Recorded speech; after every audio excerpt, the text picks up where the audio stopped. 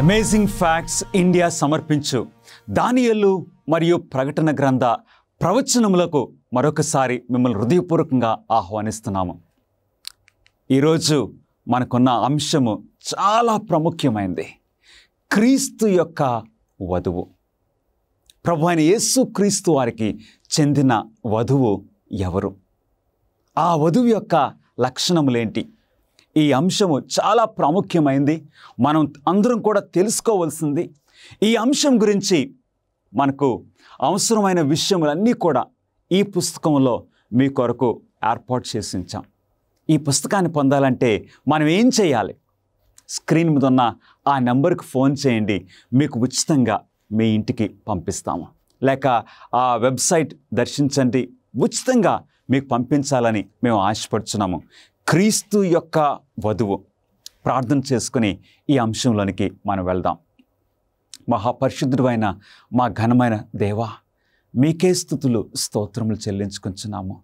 ఈ ప్రాముఖ్యమైన అంశాన్ని మేము చదువుకుంటుండగా మీ పరిశుద్ధాత్మను మాకు బోధకునిగా అనుగ్రహించి మా మనోనేత్రములు తెరవలసిందిగా ఈ వాక్య పరిచర్య ద్వారా మా ప్రభువును మీ ప్రియకుమారుడైన యేసు క్రీస్తు వారు మహిమ పొందినట్లు మీరు నడిపించుకోమని యేసు క్రీస్తు నామములో అడిగి వేడుకొంచున్నాం తండ్రి, ఆమెన్.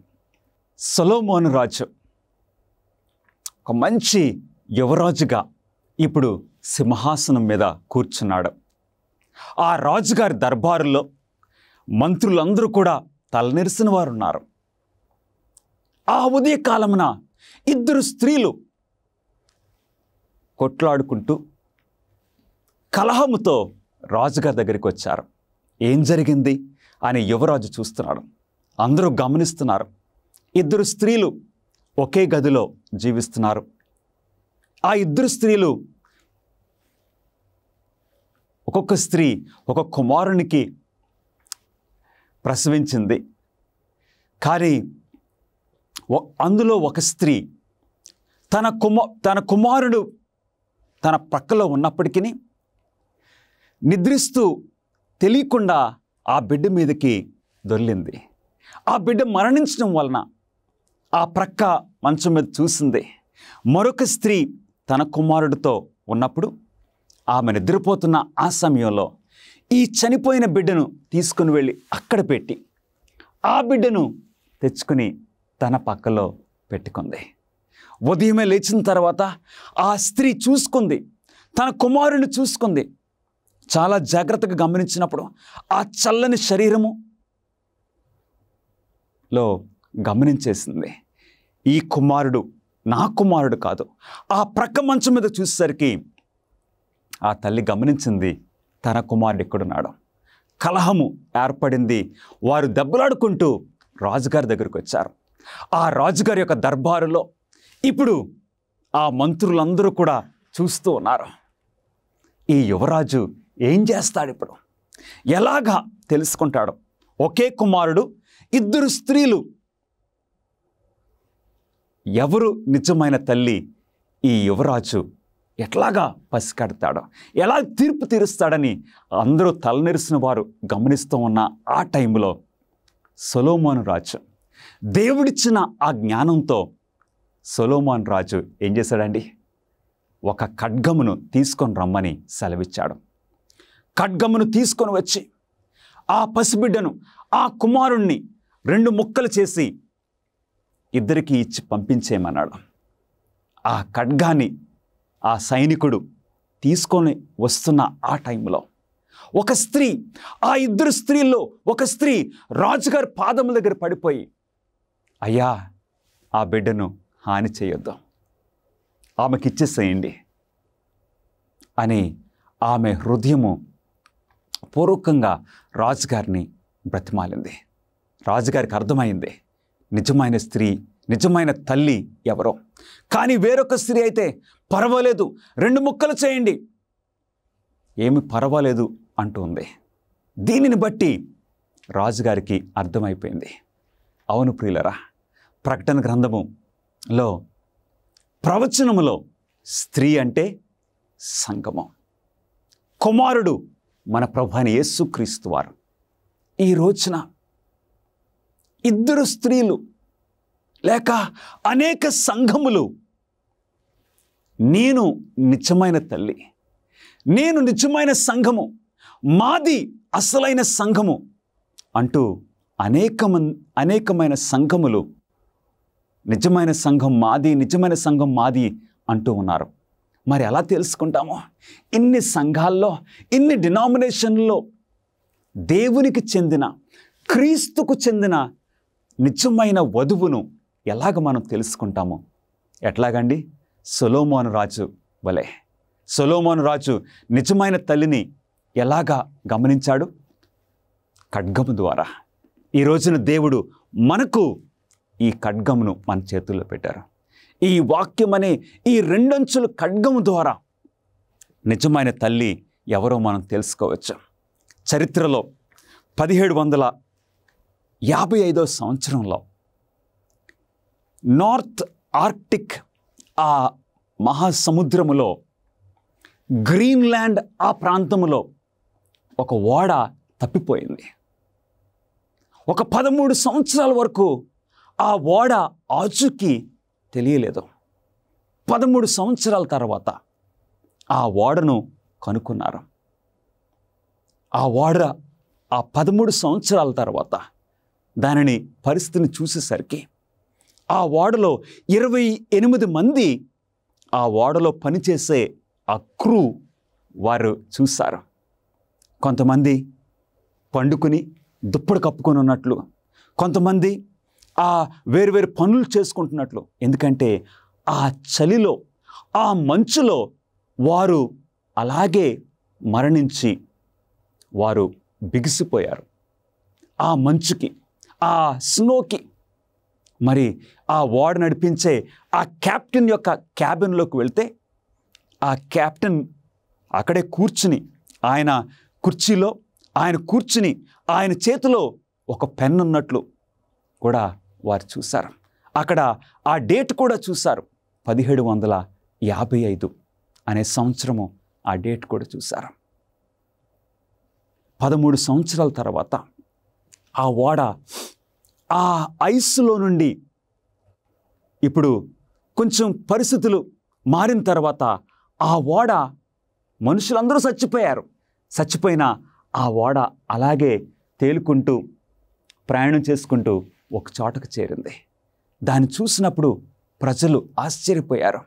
లోపల అందరూ చనిపోయిన స్థితిలో ఉన్నారు. ఈ రోజున మన క్రైస్తత్వము పరిస్థితి గమనించినట్లయితే అనేక సంఘములు ఆ ఓడలాగే ఉన్నవి.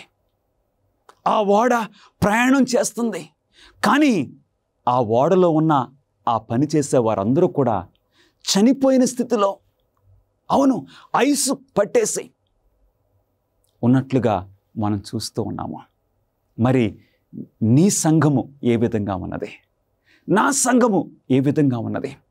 అలాగే చనిపోయినట్లుగా ప్రయాణం చేస్తూ ఉన్నామా? లేక సజీవమైన సంఘంగా, క్రీస్తు యొక్క వధువుగా మనం జీవిస్తున్నామో లేదో మనం చూద్దాము.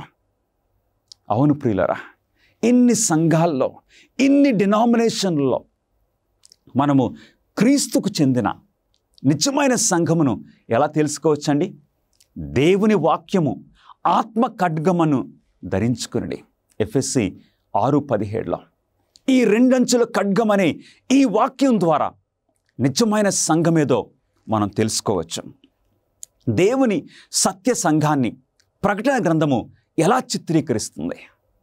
నిజమైన సంఘాన్ని ప్రకటన గ్రంథము చక్కగా వివరిస్తుంది.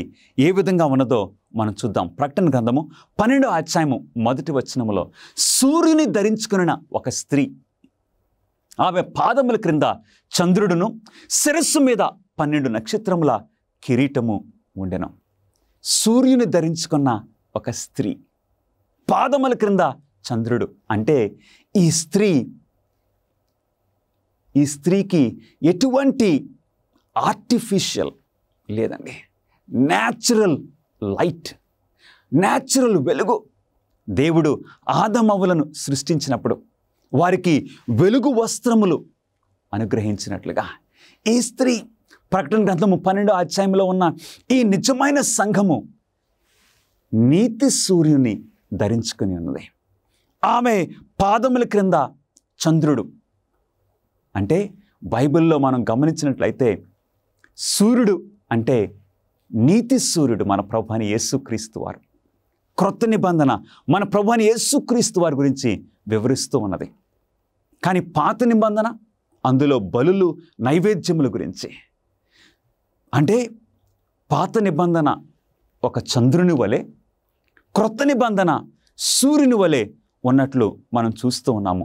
ఆ స్త్రీ శిరస్సు మీద 12 నక్షత్రములు గల కిరీటము ఉన్నది. 12 నక్షత్రములు అంటే పాత నిబంధనలో ఉన్న దేవుని బిడ్డలకు 12 గోత్రములు, క్రొత్త నిబంధనలో ఉన్న దేవుని బిడ్డలకు 12 మంది శిష్యుల యొక్క నాయకత్వాన్ని మనం చూస్తూ ఉన్నాము. ఈ స్త్రీని యోహాను చూస్తూ ఉన్నాడు. ప్రకటన గ్రంథము 12వ అధ్యాయం 2వ వచనములో ఆమె గర్భిణి అయి ప్రసవ వేదన పడుచు ఆ నెప్పులకు కేకలు వేయిచుండెను. ఇప్పుడు ఈ స్త్రీ గర్భము ధరించి ఇప్పుడు ప్రసవ వేదనతో కేకలు వేస్తుంది. అంటే ఇక ప్రసవించటానికి సిద్ధంగా ఉన్నది. ఏంటో తెలుసా? ఆదికాండము 3వ అధ్యాయము 15వ వచనములో ఏదైనా తోటలో దేవుడు మొట్టమొదటి ప్రవచనము, మొట్టమొదటి వాగ్దానము చేశారు. ఏమని? ఆదామవ్వలు పాపం చేసినప్పుడు ఇదిగో పాపము చేసిన ఆదామవ్వలను రక్షించటానికి ఒక శిశువు, ఆ స్త్రీ సంతానములో నుండి ఒక శిశువు రాబోతున్నాడు. ఆ శిశువు ఆ సర్పము లేక సాతాను యొక్క తలను చితక్కొట్టబోతున్నాడు. అవును ప్రియులారా, అంటే మెస్సయ్య గురించి, రక్షకుడి గురించి మొట్టమొదటి ప్రవచనము, మొట్టమొదటి వాగ్దానము ఆదికాండము 3వ అధ్యాయం 15లో ఇవ్వబడింది. ఇప్పుడు ప్రకటన గ్రంథములో ఆ విషయాన్ని యోహాను చూస్తూ ఉన్నాడు. ఆ స్త్రీ గర్భిణి అయి ప్రసవ వేదన పడుచు నెప్పులకు కేకలు వేయిచుండెను. అప్పుడు ఆ స్త్రీ ఎవరికి జన్మనిచ్చింది? సమస్త జనములను ఇనుపదండముతో ఏలనయున్న ఒక మగ శిశువును ఆమె కనగా. ఆ స్త్రీ ఒక కోణములను చూస్తే మరియకు వర్తిస్తుంది. కానీ ఇంకా అసలు ప్రవచనము కోణము నుండి మనం గమనించినట్లయితే ఆ స్త్రీ అంటే సంఘము, దేవుని బిడ్డలు. చరిత్రలో ప్రతి తరములో కూడా చూస్తూ ఉన్నారు, మెస్సయ్య వస్తాడు, మెస్సయ్య వస్తాడు. గలతీయులకు రాసిన పత్రిక 4వ అధ్యాయము 4వ వచనములో భక్తులైన పౌలు గారు అంటున్నారు, కాలము పరిపూర్ణమైనప్పుడు స్త్రీ గర్భము ద్వారా మన ప్రభువైన యేసుక్రీస్తు వారు జన్మించారు. గమనిస్తున్నారా ప్రియులరా? సమస్త జనములను ఇనుపదండముతో ఏలనయున్న ఒక మగ శిశువు ఎవరండి? మన ప్రభువైన యేసుక్రీస్తు వారు. ఎప్పుడైతే యేసుక్రీస్తు వారు ఈ భూమి మీద జన్మించారో సాతానుడు యేసుక్రీస్తు వారిని చంపటానికి ప్రయత్నం చేశాడు. అవును, పుట్టుకలోనే ఆయన చంపేసేయాలి. అందుకే హేరోదు ఒక శాసనం చేశాడు, బెత్లెహేములో ఆ శిశువులందరినీ కూడా చంపి పడేసేయండి. కానీ కుదరలేదు. సాతానుడు యేసుక్రీస్తు వారి యొక్క జననము నుండి, ఆయన జన్మ టైం నుండి ఆయన శిలువుపై తన ప్రాణాన్ని అర్పించే వరకు సాతానుడు వేధిస్తూనే ఉన్నాడు ప్రియులరా. ఇంగ్లీష్లో అంటారు, from cradle to the cross. అంటే జన్మించిన ఆ సమయం నుండి సిలువ మీద ఆయన ప్రాణాన్ని అర్పించే వరకు సాతానుడు ప్రభువైన యేసుక్రీస్తు వారిని వేధిస్తూ ఉన్నాడు. కానీ మన ప్రభువైన యేసుక్రీస్తు వారిని ఒక్క పాపము చేయించలేకపోయాడు సాతానుడు. హల్లెలూయా! ఎన్నో విధాలుగా శోధించాడు, ఇబ్బంది పెట్టాడు. కానీ ఒక్క క్రియ ద్వారా కానీ, ఒక్క మాట ద్వారా కానీ, ఒక్క ఆలోచన ద్వారా కానీ మన ప్రభువైన యేసుక్రీస్తు వారు ఏ పాపము కూడా చేయలేదు. దేవుని వాక్యం సెలవిస్తుంది.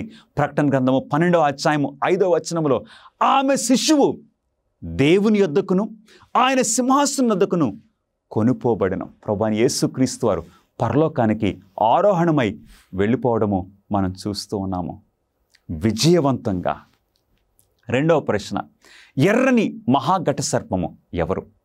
అతడు ఏమి చేయడానికి ప్రయత్నిస్తాడు? ఈ ఘట సర్పము ఎవరో మనం చూద్దాం. ప్రకటన గ్రంథము 12వ అధ్యాయము 9వ వచనము, కాగా సర్వలోకమును మోసపుచ్చుచు అపవాదనియు సాతాననియు పేరుగల ఆది సర్పమైన ఆ మహాఘట సర్పము పడద్రోయబడెను. ఈ ఘట సర్పం అంటే సాతానుడు ప్రియులరా. ఈ సాతాను ఏదో విధంగా ప్రభువైన యేసుక్రీస్తు వారిని శోధించాలి ప్రయత్నం చేశాడు. ఈ ఘట సర్పము పరలోకము నుండి పడద్రోయబడి, అంటే ఈ సాతానుడు ఒకప్పుడు పరలోకములో జీవించేవాడు. వాడి పేరు లూసిఫర్.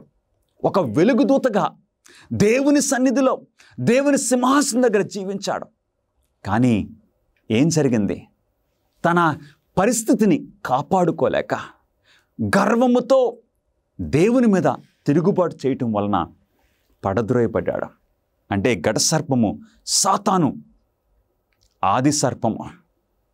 ఇప్పుడు సాతానుడు ఏం చేస్తున్నాడని యోహాను చూశాడండి.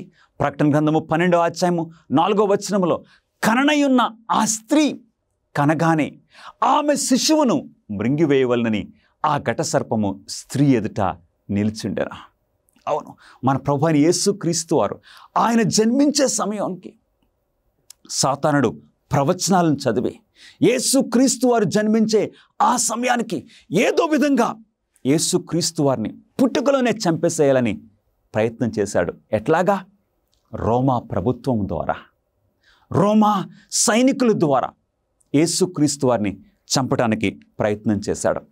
యేసును నాశనం చేయడంలో సాతానుడు విఫలమైన తరువాత ఏమీ జరుగుతుంది? మన ప్రభువైన యేసుక్రీస్తు వారిని ఏదో విధంగా పాపం చేయించాలని సాతానుడు విశ్వ ప్రయత్నాలు చేస్తాడు. కానీ కుదరలేదు ప్రియులరా. మన ప్రభువైన యేసుక్రీస్తు వారిని ఎవరన్నా చంపారండి? యోహాను సువార్త 10వ అధ్యాయము 17వ వచనములో ప్రభువైన యేసుక్రీస్తు వారు అంటున్నారు, నా ప్రాణాన్ని నేను పెట్టుచున్నాను. నా ప్రాణాన్ని పెట్టుటకును తీసుకొనుటకును నాకు అధికారం ఉన్నది. అవును, యేసుక్రీస్తు వారిని ఎవ్వరూ కూడా చంపలేకపోయారు. ఆయనే స్వయంగా తన ప్రాణాన్ని నీ కొరకు నా కొరకు సిలువపై అర్పించారు ప్రియులరా. యేసుక్రీస్తు వారిని సాతానుడు నాశనం చేయటంలో విఫలమైన తర్వాత ఏం చేశాడో తెలుసా? ప్రకటన 12వ అధ్యాయము 5వ వచనము, ఆమె శిశువు దేవుని యొద్దకును ఆయన సింహాసనం యొద్దకును కొనిపోబడెను. మన ప్రభువైన యేసుక్రీస్తు వారు ఆయన సిలువపై మరణించినప్పుడు, సమాధిలో ప్రభువైన యేసుక్రీస్తు వారు పెట్టినప్పుడు, ఇక ఆయన సమాధిలో నుండి బయటికి రాకూడదు అని ఆ సమాధిని రోమా ముద్రతో ముద్రించేశాడు. కానీ మన ప్రభువైన యేసుక్రీస్తు వారు సమాధి నుండి మృత్యుంజయుడై 3వ రోజున తిరిగి లేచారు. హల్లెలూయా! మన ప్రభువైన యేసుక్రీస్తు వారు ఆయన పునరుద్ధానుడు అయిన తర్వాత ఈ భూమి మీద 40 దినములు ఆయన జీవించి అనేకులకు కనపడి మన ప్రభువైన యేసుక్రీస్తు వారు పరలోకానికి తండ్రి యొద్దకు ఆయన కొనుపోబడినట్లు దేవుని వాక్యం సెలవిస్తుంది. యేసు పరలోకమునకు కొనుపోబడిన తరువాత సాతాను సంఘమునకు ఏమి చేశాను? యేసుక్రీస్తు వారికి ఏమి చేయలేకపోయాడో అందు గురించి సాతానుడు ఇప్పుడు సంఘాన్ని ఏం చేస్తున్నాడో, యేసుక్రీస్తు వారి యొక్క వధువు, యేసుక్రీస్తు వారికి చెందిన దేవుని బిడ్డలను సాతానుడు ఏం చేస్తున్నాడో దేవుని వాక్యము మనకు వివరిస్తుంది. ప్రకటన గ్రంథము 12వ అధ్యాయం 13వ వచనము. ఆ ఘట సర్పము తాను భూమి మీద పడద్రోయబడి ఉండుట చూచి ఆ మగ శిశువును కనిన స్త్రీని హింసించెను. అవును, యేసుక్రీస్తు వారిని ఏమీ చేయలేకపోయాడు. ఆయన ఇక సాతానుడికి అందకుండా పరలోకానికి వెళ్ళిపోవడంతో ఇప్పుడు సాతానుడు ఆయన వధువును, సంఘమును హింసించడం మొదలుపెట్టాడు. గమనిస్తున్నారా ప్రియులారా? నిజంగా సాతానుడు ఒక శాడిస్ట్ అండి. దేవునితో యుద్ధం చేయటానికి ప్రయత్నించిన ఈ సాతానుడు ఇప్పుడు దేవునితో యుద్ధం చేయలేకపోతున్నాడు. కాబట్టి ఇప్పుడు ఎవరిని బాధ పెడుతున్నాడు, ఎవరిని హింసిస్తున్నాడు? ఈ భూమి మీద ఉన్న దేవుని బిడ్డలను. గమనిస్తున్నారా ప్రియ స్నేహితులారా? అందుగురించే క్రైస్తవ సంఘము ఎంతో హింసకు గురయ్యింది. ఈ రోమా ప్రభుత్వము ద్వారా సాతానుడు క్రైస్తవులను సింహాలకి వేసేయటము, వారిని కర్రలకు కట్టి తారులో ముంచి వారిని కాల్చివేయటము చరిత్రలో మనం చూస్తూ ఉన్నాము. ఇంచుమించు 50 మిలియన్ల క్రైస్తవులు వారి విశ్వాసము కొరకు హతసాక్షులుగా చనిపోయినట్లు చరిత్ర మనకి సాక్ష్యము ఇస్తూ ఉన్నది. ఈ భయంకరమైన హింసా కాలములో స్త్రీ అంటే సంఘము ఎక్కడికి వెళ్ళను, ఇది ఎంతకాలము కొనసాగను? దేవుని వాక్యము మనకు సమాధానం ఇస్తుంది. ఇలాంటి హింస అనుభవిస్తున్న ఆ పరిస్థితిలో దేవుని బిడ్డలు, ఆ స్త్రీ ఎక్కడికి వెళ్ళను, ఎంతకాలము ఇలా కొనసాగింది? ప్రకటన గ్రంథము 12వ అధ్యాయము 6వ వచనము. ఆ స్త్రీ అరణ్యమునకు పారిపోయాను. ఆ హింస జరుగుతున్న ఆ టైంలో ఇక దేవుని బిడ్డలు, ఆ స్త్రీ భరించలేక ఎక్కడికి పారిపోయిందండి? అరణ్యమునకు పారిపోయాను.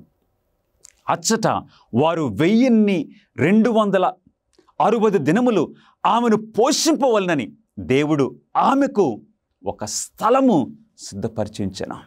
దేవుడు విడిచిపెట్టారా ఆయన బిడ్డలను, ఆయన సంఘాన్ని? ఏ మాత్రము కాదు. హల్లెలూయా! దేవుడు నిన్ను ఏ పరిస్థితిలో కూడా విడిచిపెట్టడం, నిన్ను ఒంటరిగా ఉండనీయడు. నీవు అధైర్యపడొద్దు నా ప్రియ సహోదరుడా, సహోదరి. నీవు క్రీస్తు కొరకు నిందింపబడుచున్నావేమో, క్రీస్తు కొరకు హింసింపబడుచున్నావేమో, నీవు అధైర్యపడొద్దు. ఆ స్త్రీ అరణ్యమునకు పారిపోయాను. అచ్చట అంటే అరణ్యములో 1260 దినములు ఆమెను పోషింపవలనని. గమనిస్తున్నారా? దేవుడు ఆమెకు ఒక స్థలము సిద్ధపరిచించెను. మనం చూస్తూ ఉన్నాము క్రైస్తవ సంఘ చరిత్రను గమనించినప్పుడు ఈ 1260 దినములంటే ప్రవచనములో 1260 సంవత్సరాలు. ఈ 1260 సంవత్సరాల్లో క్రైస్తవ సంఘము ఈ హింసను భరిస్తున్న ఈ టైంలో అరణ్యానికి, నిజంగానే అటు ఫ్రాన్స్ దేశంలో అక్కడ ఆ కొండల ప్రాంతానికి సంఘము వెళ్ళిపోయింది. క్రైస్తవులు వారి యొక్క ఆస్తులను విడిచిపెట్టి, వారి యొక్క గృహాలను విడిచిపెట్టి ఇక వారు అరణ్యానికి వెళ్ళిపోయారు. అక్కడ అరణ్యములో దేవుడు వారిని కాపాడినట్లు, వారి విశ్వాసాన్ని భద్రపరుచుకున్నట్లు మనం చూస్తూ ఉన్నాము. ఇదే 1600 కాలములో ఇంకొంతమంది వారి విశ్వాసాన్ని కాపాడుకోవడానికి, ఈ బైబిల్ని పాటించడానికి, ఇక వారు సత్యాన్ని పాటించాలి. మాకు సాంప్రదాయాలు కాదు, సత్యాన్ని మేము పాటించాలి. మేము మా పిల్లలను ఈ వాక్యం అనే వెలుగులో మేము పెంచుకోవాలి అన్న ఉద్దేశంతో వారు ఏం చేశారో తెలుసండి? ఇంకొంతమంది ఒక ఓడ ఎక్కి ఆ అట్లాంటిక్ మహాసముద్రము దాటి అవతల ప్రక్కన అమెరికా దేశానికి క్రొత్తగా ఒక దేశం క్రొత్తగా మనం ప్రారంభించుకుందాము, మనకి స్వేచ్ఛున్న ఆ స్థలానికి మనం వెళ్ళిపోవాలని కొంతమంది వెళ్ళిపోవడం కూడా మనం చూస్తున్నాము. ఈ 1260 సంవత్సరాలు ఎప్పుడు ప్రారంభమైనవి? క్రీస్తు శకము 538 సంవత్సరం నుండి 1798 సంవత్సరం వరకు ఈ 1260 సంవత్సరాలు ఏమంటున్నారంటే చరిత్రలో హింసాకాండ. ఈ 1260 సంవత్సరాలు చీకటి యుగములుగా ఉన్నట్లు మనం చూస్తూ ఉన్నాము. ఈ 1260 సంవత్సరాల టైంలో ఏం జరిగింది? సంఘము ప్రభుత్వము కలయిక. అందుకేనండి చర్చ్ అండ్ స్టేట్ ఎప్పుడైతే కలిసినవో ఇక హింసాకాండ బయలుదేరింది. ఆ టైంలో, ఆ 1260 సంవత్సరాల టైంలో దేవుని బిడ్డలు అరణ్యములో ఉన్నట్లు మనం చూస్తూ ఉన్నాము. అరణ్యములో సత్య సంఘం అంటే సత్యాన్ని పాటించాలి. పాటించడానికి మనకి అరణ్యమే మంచి స్థలము, దేవునికి సమీపంగా ఉండొచ్చు అని వారు అరణ్యానికి పారిపోయినట్లు మనం చూస్తూ ఉన్నాము. విచ్ఛిన్నమైపోయినటువంటి ప్రపంచంలో దేవుని యొక్క ప్రణాళిక ప్రవచనాల ద్వారా మీరు తెలుసుకోవాలని కోరుతూ ఉన్నారా? ఆచరణాత్మకమైనటువంటి గొప్ప సవాళ్లను మీరు ఎదుర్కోవాలనుకుంటే మిమ్మల్ని ఉత్తేజపరుస్తున్నాం, ఉత్సాహపరుస్తున్నాం. అమేజింగ్ ఫ్యాక్ట్స్ వారు బైబిల్ చదువుకునేటువంటి గైడ్స్ మీ కొరకై 27 పుస్తకాలను మీకు అనుగ్రహిస్తున్నారు. అద్భుతమైనటువంటి గ్రాఫిక్స్ ద్వారా మీరు అర్థం చేసుకోవడానికి నేరుగా మీకు సమాధానం దయచేస్తూ ఉన్నారు. ప్రతి చదువుకునేటువంటి ఈ గైడ్ ద్వారా బైబిల్లో సరైన సమాధానం గ్రహించుకోగలరు. మీ జీవితంలోని ప్రాముఖ్యమైన ప్రశ్నలకు సమాధానం ఇస్తుంది. ఏ విధంగా మీరు సంబంధాన్ని పెంచుకోగలరు, ప్రభువైన యేసుక్రీస్తు వారు ఎప్పుడు రాబోతూ ఉన్నాడు, ఇంకా ఎన్నో విషయాలను తెలుసుకోవచ్చు. భవిష్యత్తులో ఈ యొక్క విలువైన విషయాన్ని కోల్పోకండి. మీ జీవితాన్ని రూపాంతరపరుస్తూ ఉన్నాయి అమేజింగ్ ఫ్యాక్ట్స్ వారు ఇచ్చేటువంటి బైబిల్ చదువుకునే పుస్తకం. ఇవి మీకు ఇంగ్లీష్ లోను, హిందీ, తమిళ్, తెలుగులో మీకు లభిస్తూ ఉన్నాయి. వేచి ఉండకండి, వెంటనే మీ యొక్క స్టడీ గైడ్స్ ను ఇప్పుడే ఆర్డర్ చేయండి. AFTV.in అనేటువంటి మా వెబ్సైట్ ని సంప్రదించి వెంటనే పొందండి. దేవుని సత్య సంఘమును గుర్తించే మరో 2 గుర్తులేమిటి? ఎన్నో సంఘాలున్నాయి.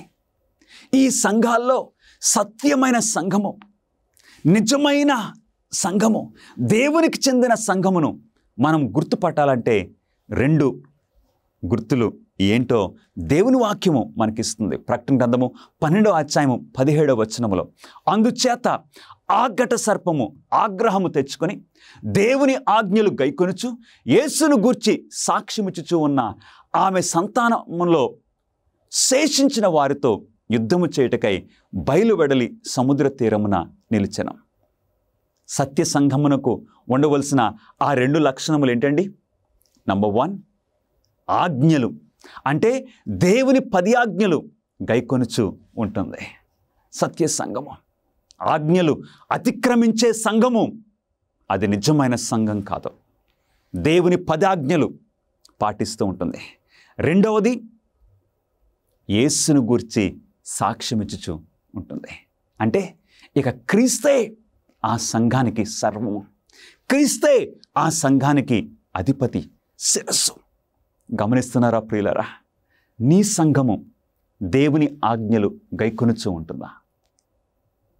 నీ సంఘము యేసును గూర్చి సాక్ష్యమిస్తుందా? క్రీస్తునే అన్ని విషయాల్లో హెచ్చిస్తూ ఘనపరుస్తూ నీ సంఘం ఉన్నదా? ఈరోజు మనము పరీక్షించుకోవాల్సినాము. మలాకీ గ్రంథము 4వ అధ్యాయము 4-5 వచనాల్లో, నా సేవకుడైన మోషేకు ఆజ్ఞాపించిన ధర్మశాస్త్రమును జ్ఞాపకం చేసుకునడి, నేను ప్రవక్తయగు ఏలియాను మీ యొద్దకు పంపుదునని దేవుని వాక్యం సెలవిస్తుంది. దేవుని ఆజ్ఞలు చాలా ప్రాముఖ్యము. దేవుని వాక్యం ద్వారా మనం సత్యాన్ని తెలుసుకుంటాము. అవును, ఆ రోజు సొలొమోను, యువరాజైన సొలొమోను దేవుడిచ్చిన జ్ఞానంతో నిజమైన తల్లిని ఎలాగ గుర్తించాడు? 2 స్త్రీలు, 1 శిశువు. ఆ 2లో నిజమైన తల్లిని సొలొమోను ఎలాగ గమనించాడు, ఎలా గుర్తుపట్టగలిగాడు? దేవుని వాక్యం ద్వారానే. దేవుని వాక్యం ద్వారానే మనం సత్యాన్ని తెలుసుకుంటున్నాము ప్రియులరా. 7వ ప్రశ్న, ఆయన పట్ల మనకున్న ప్రేమను మనం ఎట్లు ప్రదర్శించదమని యేసు చెప్పాను. దేవుణ్ణి మనం ప్రేమిస్తున్నాము, ఈ ప్రేమను ఎట్లు మనము ప్రదర్శించగలము. ప్రభువైన యేసుక్రీస్తు వారు సెలవిచ్చారు. యోహాను సువార్త 14వ అధ్యాయము 15వ వచనంలో, మీరు నన్ను ప్రేమించిన ఎడల నా ఆజ్ఞలు గైకొందురని మన ప్రభువైన యేసుక్రీస్తు వారు సెలవిచ్చారు. అంటే ఏంటో తెలుసా ప్రియులరా? దేవుని సత్యమైన సంఘమునకు చెందిన దేవుని బిడ్డలు వారు హృదయపూర్వకంగా దేవుని ఆజ్ఞలు గైకొంటారు. అంటే ఆ త్యాగశీలి. అవును, దేవుని ఆజ్ఞలు గైకొనడానికి ఇక వారు ఏ స్థితికైనా వెళ్తారు. మరణాన్ని కూడా లెక్క చేయరు. ఎందుకంటే యేసును ప్రేమిస్తున్నారు కాబట్టి. ఈ రోజున అనేక మంది నిజమైన ప్రేమ గలవారు.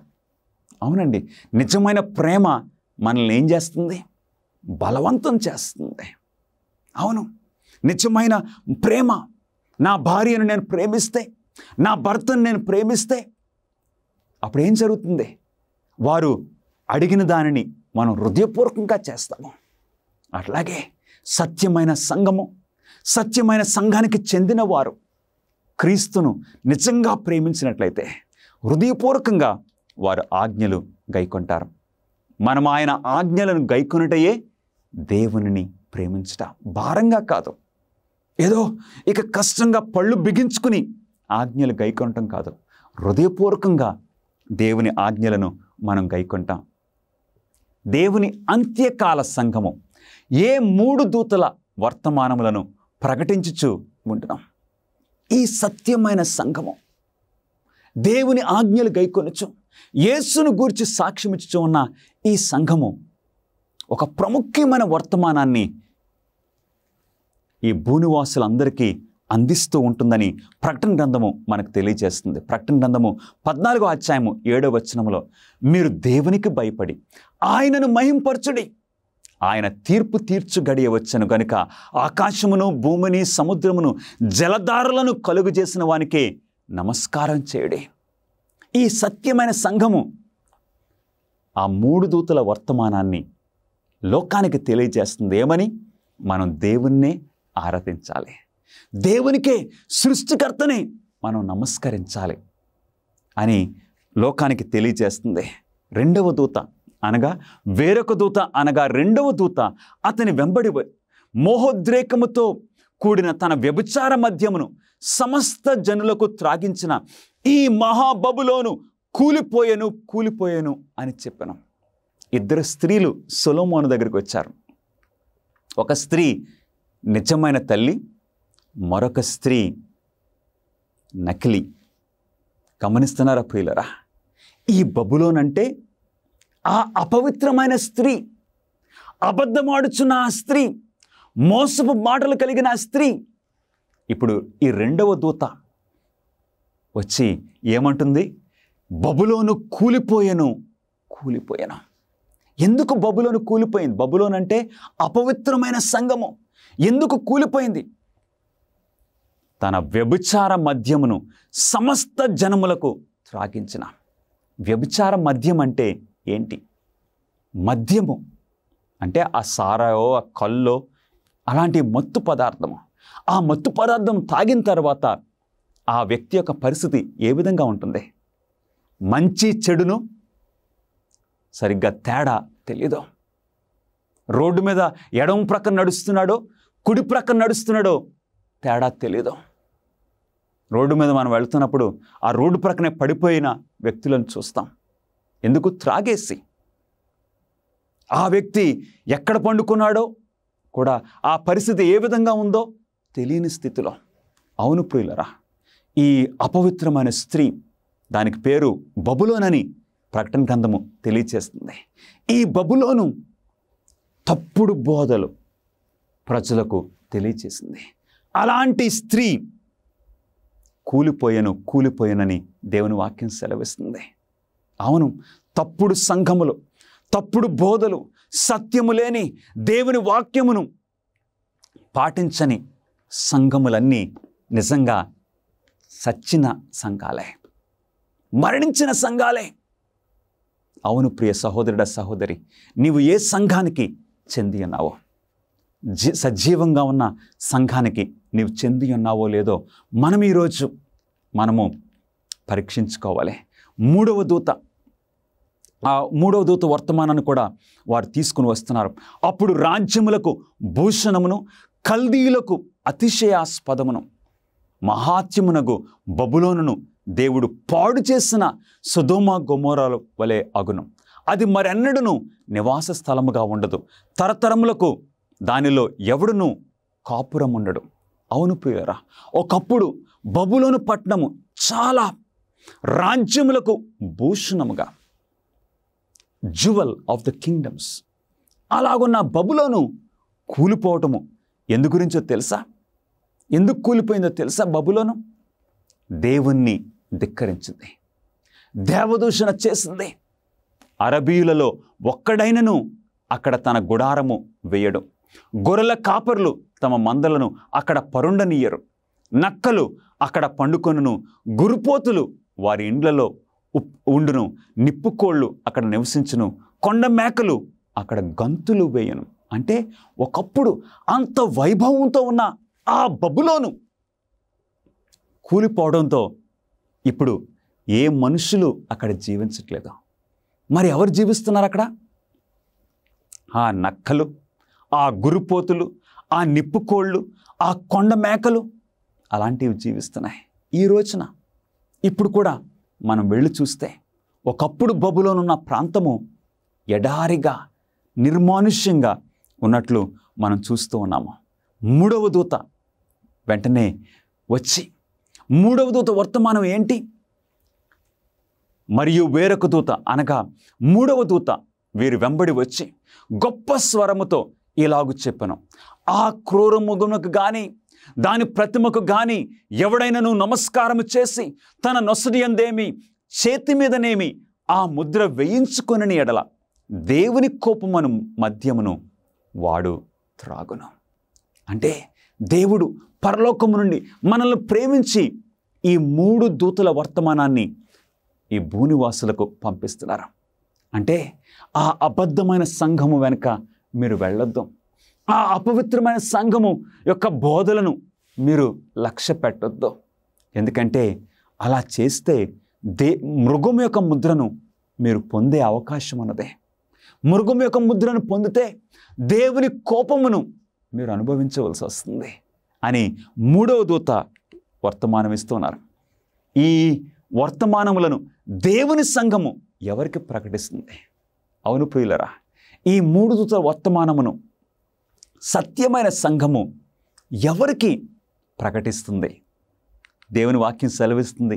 ప్రకటన గ్రంథము 14వ అధ్యాయము 6వ వచనములో, అతడు భూనివాసులకు అనగా ప్రతి జనమునకును, ప్రతి వంశమునకును, ఆయా భాషలు మాట్లాడు వారికి, ప్రతి ప్రజకును ప్రకటించినట్లు నిత్య సువార్త తీసుకొని ఆకాశ మధ్యమున ఎగురుచుండెను.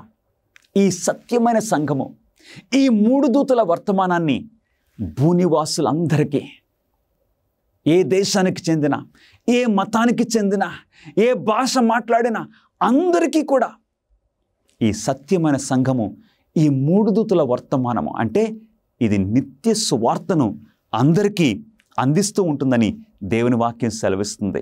10వ ప్రశ్న, తన అంత్యకాల సంఘాన్ని సానుకూలంగా గుర్తించడంలో మనకు సహాయపడటానికి దేవుడు తన వాక్యములో ఏ ప్రత్యేక గుర్తులు ఇచ్చాడు? అవును, సత్యమైన సంఘాన్ని మనం ఎలా గుర్తుపట్టాలి?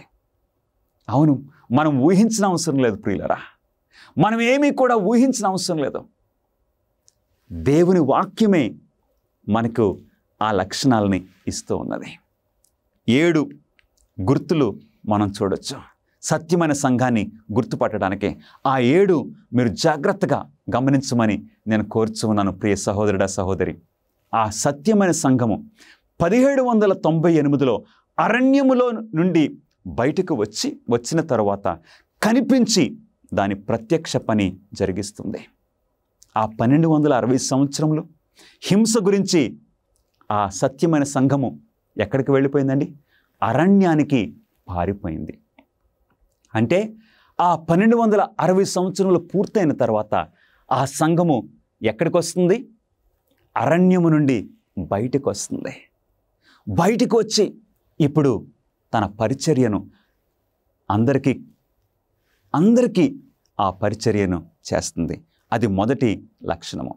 రెండవది, సత్యమైన సంఘము అపోస్తులు బోధించిన అదే సత్యాలను బోధిస్తుంది మరియు దాని బోధలన్నీ బైబిల్తో అంగీకరిస్తాయి.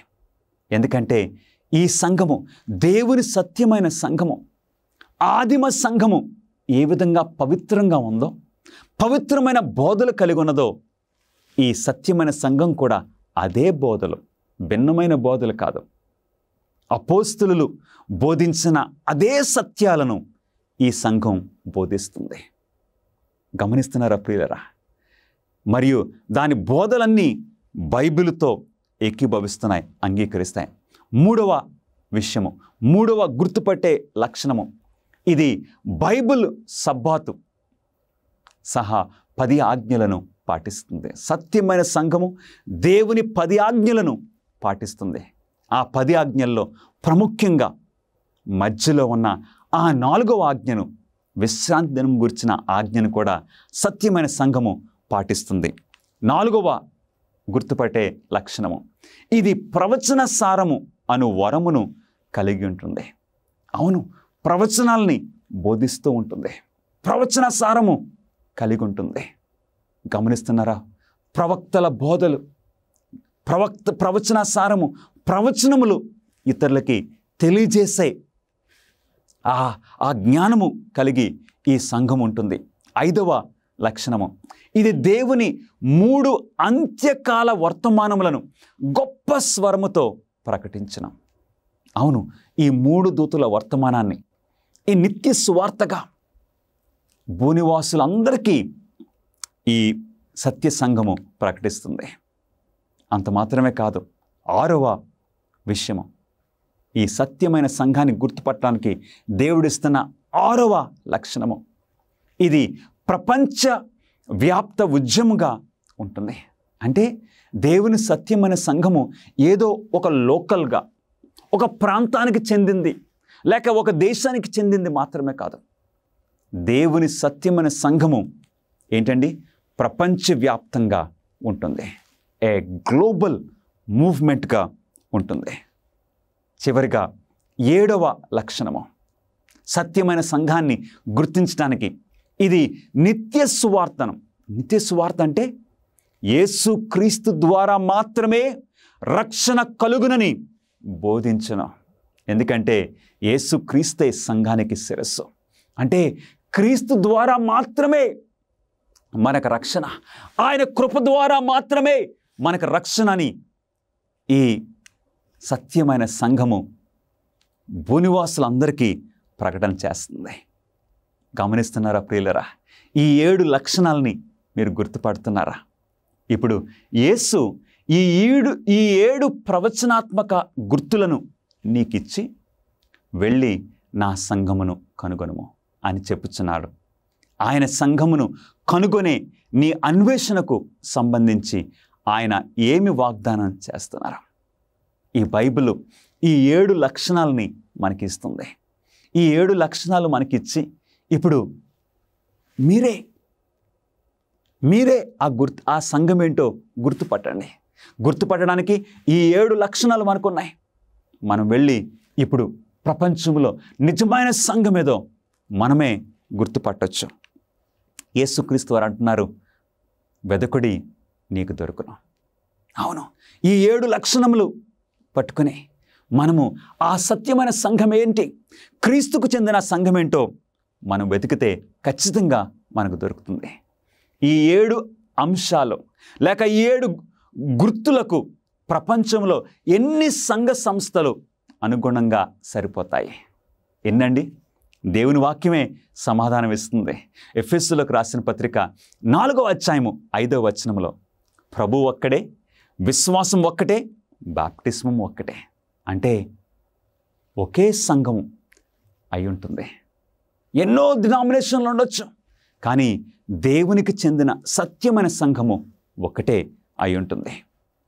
అనేక సంఘ శాఖల వారు తాము క్రైస్తవులుగా పిలుచుకుంటున్నారు. అది వారిని దేవుని సత్య సంఘంగా మారుస్తుందా? ఎన్నో సంఘాలు నేను నిజమైన సంఘము, మాది నిజమైన సంఘమని అనేక మంది చెప్తూ ఉన్నారు. అలా చెప్పుకోవడంతో సరిపోతుందా? ఆ దినమున యెషయా గ్రంథములో 4వ అధ్యాయం 1వ వచనములో, ఆ దినమున 7 స్త్రీలు ఒక్క పురుషుని పట్టుకొని, మేము మా అన్నమే తిందుము, మా వస్త్రములే కట్టుకొందుము, నీ పేరు మాత్రము మాకు పెట్టి మా నిందను తీసివేయమని చెప్పుదురు. గమనిస్తున్నారా? స్త్రీలు ఏమంటున్నారు?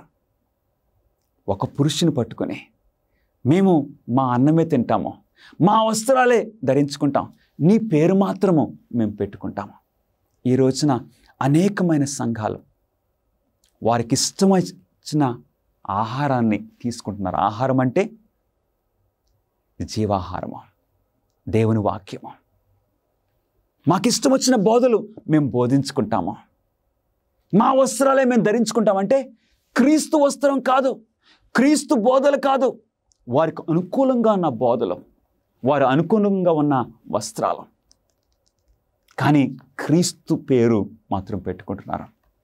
ప్రియ సహోదరి సహోదరులారా, ఈ 7 లక్షణముల ద్వారా ఒకే ఒక సంఘము వర్తిస్తుంది.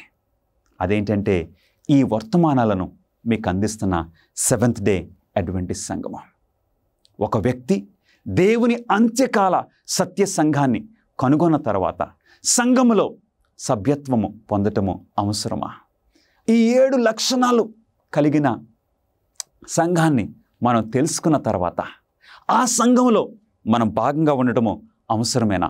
దేవుని వాక్యము ఏం సెలవిస్తుంది?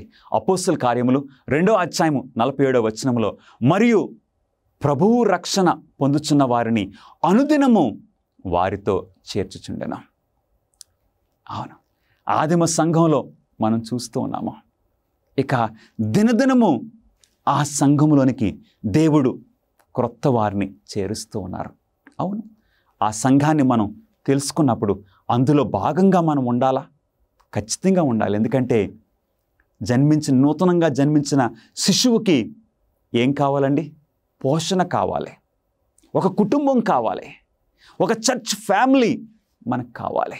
అందుగురించి మనము అందులో చేరడము అవసరమని దేవుని వాక్యం సెలవిస్తుంది. నోవహు దినములలో ఎన్ని తప్పించుకుని మార్గములు ఉండెను. నోవా టైములో ఒక జలప్రళయము వచ్చింది.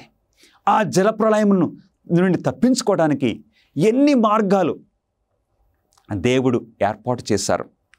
ఎన్ని మార్గములండి? విశ్వాసమును బట్టి నోవహు తన ఇంటి వారి రక్షణ కొరకు ఒక ఓడను సిద్ధం చేశాను. నోవహు కాలంలో ఆ భయంకరమైన జలప్రళయమును తప్పించుకోవడానికి ఒకే ఒక్క మార్గము. మనం కూడా నోవహు దినముల వంటి దినముల్లో మనం జీవిస్తున్నాం. యేసుక్రీస్తు వారి యొక్క 2వ రాకడ ముందు మనం జీవిస్తూ ఉన్నాము. మన దినములు నోవహు దినములు ఒకేలాగా ఉన్నాయి ప్రియులరా. ఇలాంటి పరిస్థితుల్లో మనకి దేవుడు ఆయన వాడలేగా రక్షణ మార్గమును ఈ నిజమైన సంఘములో దేవుడు మనకి ఏర్పాటు చేశారు. కాబట్టి సత్యాన్ని పాటిస్తున్నా, సత్యాన్ని బోధిస్తున్నా ఈ సత్యమైన సంఘములో నీ ఉండాలని ప్రభువైన యేసుక్రీస్తు వారు నిన్ను నన్ను పిలుస్తూ ఉన్నారు. ప్రియ సహోదరుడా సహోదరి, నోవహు ఓడలోనికి ప్రవేశించిన వారు మాత్రమే రక్షింపబడ్డారు. మిగిలిన వారినందరినీ కూడా ఆ జలప్రళయము కొట్టుకుని పోయారు. గమనిస్తున్నారు? దేవుడు పిలుస్తున్నారు. ఒక భయంకరమైన జలప్రళయము రాబోతుంది. భయంకరమైన పరిస్థితి ఈ లోకానికి రాబోతుంది. యేసుక్రీస్తు వారి యొక్క రాకడ రాబోతుంది. కాబట్టి ఈ క్షేమకరమైన దేవుడు ఏర్పాటు చేసిన సత్యమైన సంఘములోనికి నిన్ను ఆయన పిలుస్తున్నారు. ఇతర సంఘాల్లో చాలామంది నమ్మకమైన క్రైస్తవులు ఉన్నందున మరియు దేవునికి ఒకే సత్యమైన శేషించిన సంఘము ఉన్నందున ఈ నిజాయితీ గల క్రైస్తవులకు ఏమి జరుగుతుంది? అవును ప్రియులరా, ప్రతి సంఘములో నాణ్యమైన నమ్మకమైన మంచి క్రైస్తవులు ఉన్నారు. ప్రతి మతములో మంచివారు ఉన్నారు. ప్రతి చోట, ప్రతి గుంపులో. మరి అది వాస్తవము. తర్వాత దేవునికి సత్యమైన సంఘము, శేషించిన సంఘము ఒకటి ఉన్నదని మన వాక్యంలో కూడా చూసాము. ఇప్పుడు ఆ నిజాయితీ గల క్రైస్తవులను గురించి దేవుడు ఏం చేస్తారు? యోహాను సువార్త 10వ అధ్యాయము 16వ వచనంలో మన ప్రభువైన యేసుక్రీస్తు వారు ఒక చక్కటి వాగ్దానం చేశారు. అదేంటో మనం చదువుదామండి. ఈ దొడ్డివి కాని వేరే గొర్రెలను నాకు కలవు, వాటిని కూడా నేను తోడుకొని రావలను. అవి నా స్వరము వినును. అప్పుడు మంద ఒక్కటియు గొర్రెల కాపరి ఒక్కడును అగును. మన ప్రభువైన యేసుక్రీస్తు వారు అంటున్నారు, ఆయన గొర్రెల కాపరి, ఆయన నిజమైన ప్రేమగల గొర్రెల కాపరి. అవును, ఈ దొడ్డికి కానివి వేరే గొర్రెలు, అంటే వేరే మందలలో, వేరే దొడ్డెలలో ఆయన గొర్రెలు ఉన్నారు. మరి వాటిని నేను తోడుకొని రావాలను. ప్రభువైన యేసుక్రీస్తు వారు అంటున్నారు, నేను వాటిని తీసుకొని రావాలి. మరి ఎలా వస్తారు? ఆ నిజాయితీ గల క్రైస్తవులు, ఆ మంచి దేవుని బిడ్డలు, వేరువేరు మతాల్లో, వేరువేరు శాఖల్లో, వేరువేరు సంఘాల్లో ఉన్న వారు ఎలాగొస్తారు? యేసుక్రీస్తు వారు అంటున్నారు, అవి నా స్వరము వినును. నా స్వరం వింటమంటే దేవుని స్వరము, ఆయన వాక్యమును వింటారు. ఆయన వాక్యం విని ఆయన స్వరాన్ని పాటించి ఆ గొర్రెలు ఏం చేస్తాయండి? ఆ నాణ్యమైన, ఆ నిజమైన దేవుని బిడ్డలు ఇప్పుడు ఆ మందలను విడిచి యేసుక్రీస్తు వారికి చెందిన నిజమైన మంద, నిజమైన సత్యమైన సంఘములోనికి వారు వస్తారు. అప్పుడేం జరుగుతుంది? అప్పుడు మంద ఒక్కటియు గొర్రెల కాపరి ఒక్కడును అగును. హల్లెలూయా.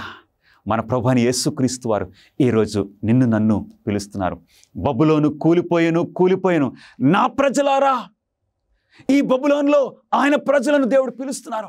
మీరు దాని పాపములలో పాలువారు కాకుండానట్లు, దాని తెగుళ్లలో ఏదియు మీకు ప్రాప్తించకుండానట్లు దానిని విడిచిరండి. ప్రభువైన యేసుక్రీస్తు వారు ఈ రోజున నిన్ను నన్ను పిలుస్తున్నారు. ఆయన సత్యమైన సంఘంలోనికి ఆయన పిలుస్తున్నారు.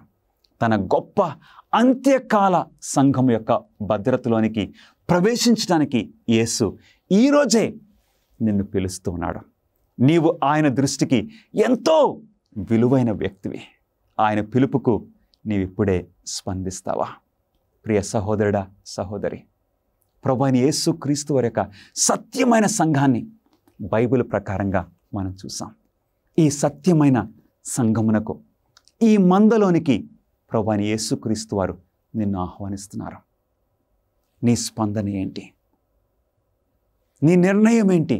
ప్రియ సహోదరుడా, సహోదరి, ఇది క్రీస్తు నిన్ను పిలుస్తున్నారు, ఒక మానవుడు కాదు.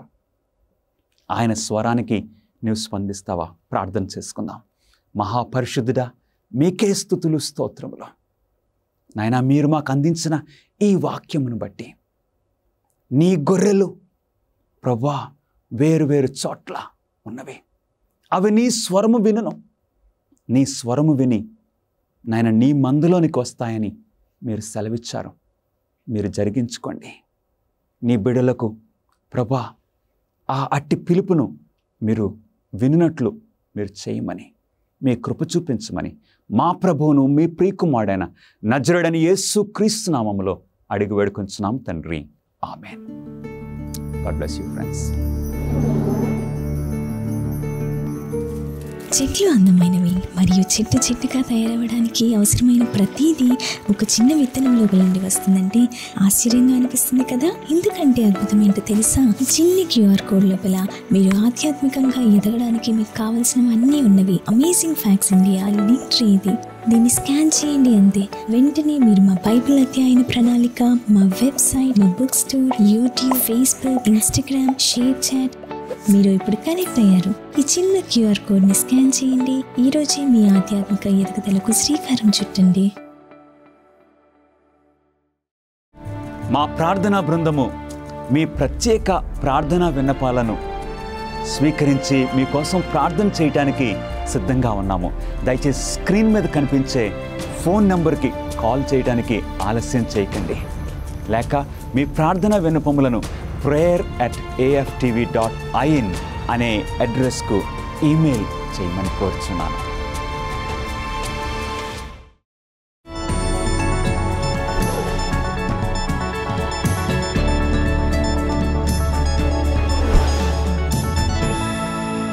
మిత్రులారా, మనం ఇక్కడ పసిఫిక్ మహాసముద్రంలో ఫీజీ ద్వీపానికి చాలా దూరంలో లేవు. మేము లోతులో కొన్ని అద్భుతాలను చూడడానికి సిద్ధమవుతున్నాం. దేవుడు స్వర్గాన్ని, భూమిని, సముద్రాన్ని సృష్టించాడని బైబిల్ చెప్తోంది. చాలా మంది ఎన్నడూ చూడని అందమైన వస్తువులు సముద్రం కింద ఉన్నాయి. కొంతమంది ఉపరితలం వెంట, స్నార్కెల్ వెంట పరిగెత్తచ్చు. కానీ మీరు సముద్రం యొక్క నిజమైన ఘనతను చూడాలనుకుంటే మీరు మరింత లోతుగా వెళ్ళాలి.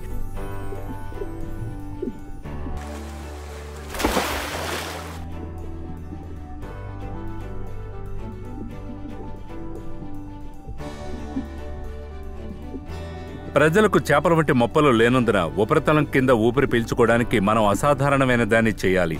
మనం అన్ని సమయాల్లో ఊపిరి పీల్చుకోవడానికి ఈ ప్రత్యేకమైన పరికరాలు అవసరం. అదేవిధంగా ఓ క్రైస్తవుడు ఆగకుండా ప్రార్థన చేయాల్సిన అవసరం ఉందని బైబిల్ చెప్తోంది. దిగువన ఉన్న ఈ ప్రపంచంలో క్రైస్తవ జీవితాన్ని గడపాలనుకుంటే మనం ఎల్లప్పుడూ స్వర్గపు వాతావరణాన్ని పీల్చుకోవాలి.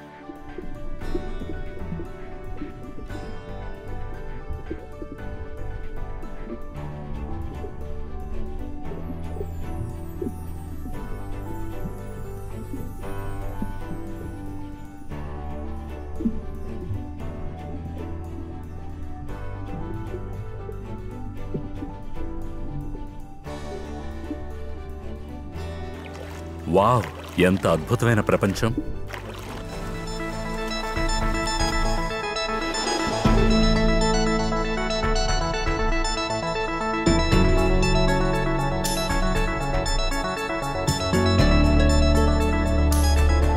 మరిన్ని అమేజింగ్ ఫ్యాక్ట్స్ వీడియోల కోసం మా యూట్యూబ్ ఛానల్ దర్శించండి. సబ్స్క్రైబ్ చేయడం మర్చిపోవద్దు.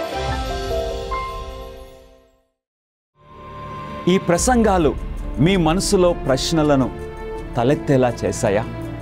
మీకేమైనా బైబిల్ ప్రశ్నలు ఉన్నట్లయితే వాటికి సమాధానం ఇవ్వడానికి మేము సంతోషిస్తాము.